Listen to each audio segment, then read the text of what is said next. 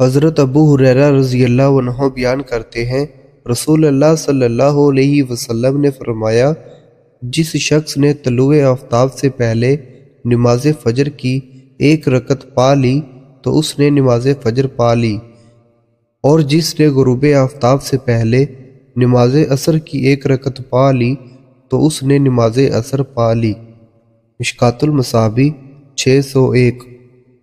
حضرت جابر رضی اللہ عنہ بیان کرتے ہیں، رسول اللہ صلی اللہ علیہ وسلم نے فرمایا، جو شخص اس بدبودار پودے پیاز، لہسن وغیرہ سے کچھ کھا لے تو وہ ہماری مسجد میں نہ آئے، کیونکہ فرشتے اس چیز سے تکلیف محسوس کرتے ہیں جس سے انسان تکلیف محسوس کرتے ہیں۔